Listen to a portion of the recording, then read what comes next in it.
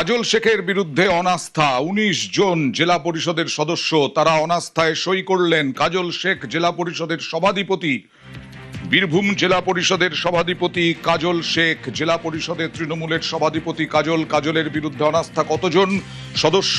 তাদের মধ্যে ১৯ জন। কি অবস্থা এখন কাজল শেখের ভবিষ্যৎ? সুপ্রতিমের সঙ্গে কথা বলবো। সুপ্রতিম, একদমই দেখো, সেটা হচ্ছে যে বীরভূম জেলা পরিষদের যে সভাধিপতি কাজল শেখ তার বিরুদ্ধে অনাস্থা এনেছে এবং এই অনাস্থা সংক্রান্ত চিঠি বীরভূম জেলা প্রশাসন এবং ডিভিশনাল কমিশনারের কাছে পাঠিয়েছে তৃণমূলেরই জেলা পরিষদের আরো কয়েকজন সদস্য। এবং যেটা জানা গিয়েছে যে বীরভূম জেলা পরিষদের ৫২ জন সদস্য রয়েছে, তার মধ্যে একজন মারা গেছে এবং একজন হচ্ছে কংগ্রেসের সদস্য। এই ৫১ জন যে রয়েছে, এই ৫১ জনের মধ্যে ১৯ জন কিন্তু বীরভূম এই অনাস্থা সংক্রান্ত চিঠি পাঠিয়েছেন এবং সেটা কিন্তু বীরভূম জেলা পরিষদের যিনি এডিএম রয়েছেন তার কাছে সেটা এসেছে। এবং আমরা এটা জানতে পারছি যে সেই চিঠিতে শিউরি যিনি প্রাক্তন তৃণমূলের বিধায়ক ছিলেন বিকাশ রায়চৌধুরী, তার সই রয়েছে।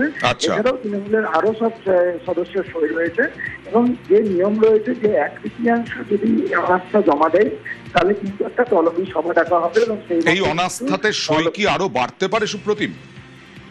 দেখো, এই মুহূর্তে সই বাড়তেও পারে, কিন্তু যেহেতু ১/৩ সই ইতিমধ্যেই জমা পড়েছে সেহেতু প্রশাসনের নিয়ম অনুসারে কিন্তু এই তলবি সভা ডাকা হবে।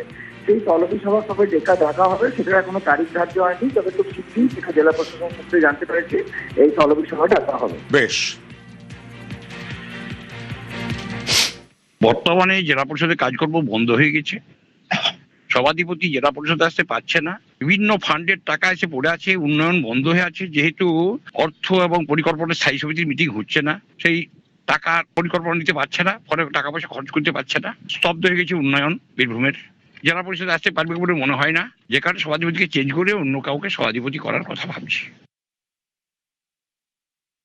আমরা অনাস্থা দেখেছি কাজল শেখের বিরুদ্ধে। আমাদেরকে কোনো গুরুত্ব দিচ্ছে না, যারা গ্রাম জেলা পরিষদের মেম্বার আছে তাদের সঙ্গে কোনো কপারেশন করে না, কোনো স্কিম দিলে পরে কাজ করে না, নিজে যেটা ভালো বুঝছে সেটাই করছে, ওদের সঙ্গে অ্যাডজাস্ট হচ্ছে না। জেলা পরিষদের মেম্বারদের মধ্যেই করিয়েছে।